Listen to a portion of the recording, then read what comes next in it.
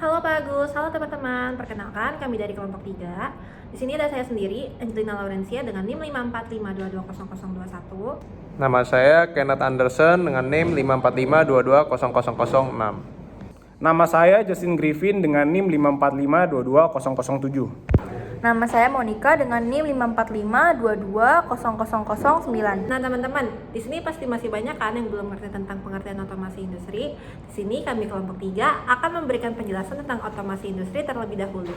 Otomasi industri merupakan pemanfaatan sistem kontrol berbasis komputer untuk menggerakkan alat dan mesin di dalam pabrik. Dengan adanya otomasi industri, kita dapat mempermudah perusahaan dalam memproduksi barang dengan jumlah banyak, namun tetap menghasilkan kualitas produk yang baik. Selain itu, hadirnya otomasi industri dapat menggantikan posisi manusia sebagai operator alat di dalam pabrik. Dengan begitu, pihak perusahaan tak perlu mengeluarkan biaya untuk membayar gaji operator, karena telah digantikan dengan alat yang canggih yang digerakkan oleh komputer. Pada umumnya, otomasi industri perusahaan agar dapat meningkatkan jumlah produksi setiap harinya. Selain itu, penggunaan alat yang canggih juga meminimalisir terjadinya kesalahan dalam produksi produk, sehingga jumlah produk yang cacat akan semakin berkurang.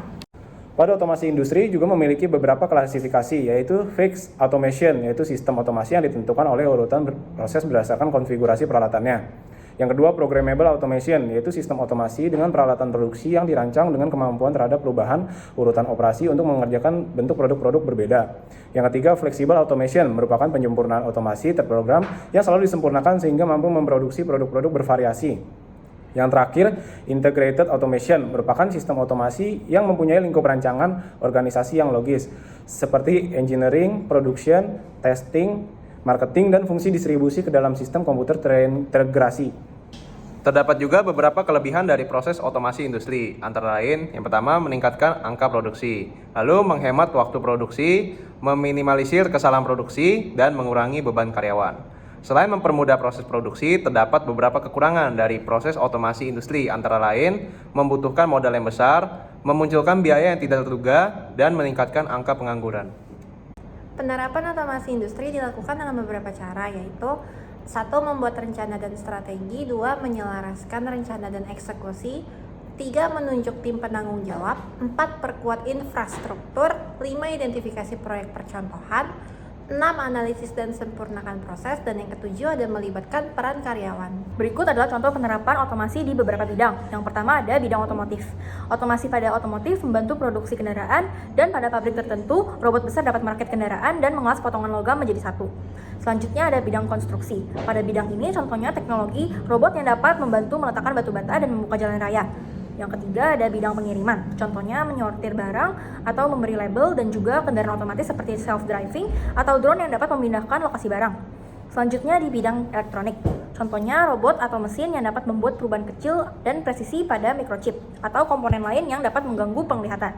Yang kelima ada layanan makanan, contohnya mengurangi kontak antara konsumen untuk mencegah penyakit yang dapat terkontaminasi pada makanan atau membuat pesanan otomatis. Yang terakhir pada bidang perawatan kesehatan dan farmasi, contohnya melakukan catatan medis elektronik dan merancang, menguji, serta membuat obat melalui pembuatan dan pengukuran obat. Dalam video kali ini, kami memilih proses PLC atau Programmable Logic Controllers untuk kami bahas lebih lanjut.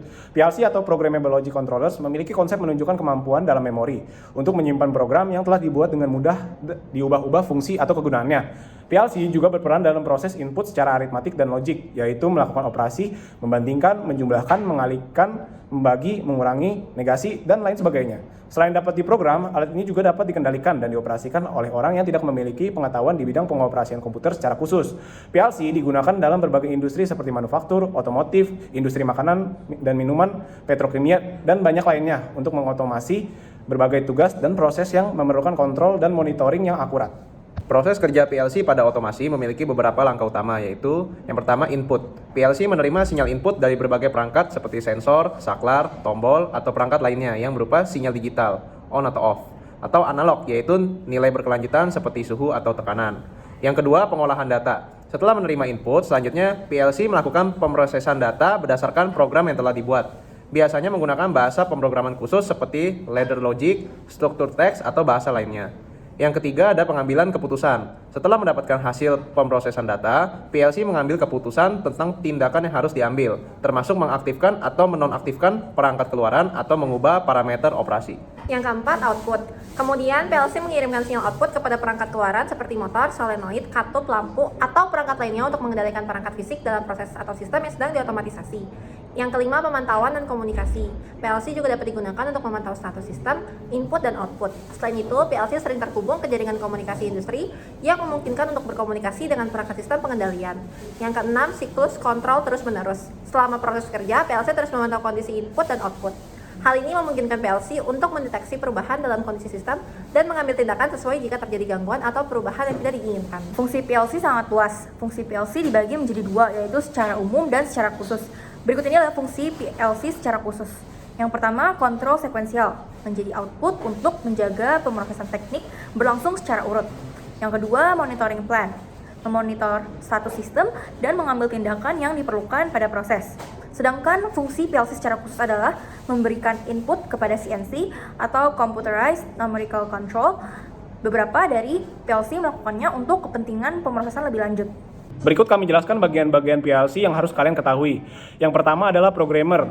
Pemrograman dilakukan menggunakan keyboard sehingga dinamakan programmer. Dengan tersedianya monitor maka dapat dilihat dengan yang diketik atau sistem yang sedang berjalan di PC. Bentuk programmer memiliki beberapa variasi dari yang berukuran besar sampai yang berukuran kecil. Dari yang bentuk yang kecil yang disebut handheld programmer dan ada juga yang berbentuk laptop. Programmer dihubungkan dengan CPU melalui kabel. Setelah CPU selesai maka programmer tidak berguna. Maka hanya dibutuhkan satu buah untuk beberapa CPU. Selanjutnya ada power supply. Power supply digunakan untuk memberikan tegangan pada PLC. Tegangan masukan pada PLC biasanya di sekitar 24 volt DC atau 20 volt AC. Pada PLC yang besar, power supply digunakan untuk memberikan daya secara langsung ke input maupun output. Yang berarti input dan output murni merupakan saklar. Jadi, pengguna harus menyediakan sendiri power supply untuk input dan output PLC. Dengan cara ini, PLC tidak akan rusak. Kemudian ada juga Central Processing Unit atau CPU. CPU merupakan pengatur utama, merupakan otak dari PLC. Microcontroller Atmel merupakan microcontroller 8 bit, tidak jauh berbeda dengan PLC yang dapat dikatakan sebagai microcontroller 16 atau 32 bit. CPU berfungsi untuk melakukan komunikasi dengan PC, interkoneksi pada setiap bagian-bagian PLC, mengeksekusi program, serta mengatur input-output dan sistem. PLC pada saat ini biasanya menggunakan salah satu dari 5 bahasa pemrograman berikut. Input device pada PLC berfungsi untuk memberi sinyal ke modul masukan. PLC juga dapat menggunakan beberapa input device seperti switch, limited switch, sensor elektrik, dan input-input lain yang dapat menghasilkan sinyal yang dapat masuk ke PLC. Yang kedua, PLC juga memiliki input device berupa sinyal digital atau sinyal analog. Fungsi output device pada PLC yaitu memberi kontrol terhadap perangkat atau sistem di lingkungan industri. Beberapa contoh output device yang sering digunakan pada PLC yaitu motor, relay, solenoid, lampu, sensor, dan speaker. PLC memiliki output device berupa sinyal digital atau sinyal analog. Sinyal digital sering digunakan untuk memberi kontrol terhadap perangkat yang memiliki dua kondisi seperti saklar atau tombol on-off. Sementara itu, sinyal analog berfungsi untuk memberi kontrol terhadap perangkat yang memiliki banyak kondisi seperti suhu atau kecepatan. Oke, sekian presentasi dari kelompok kami. Terima kasih.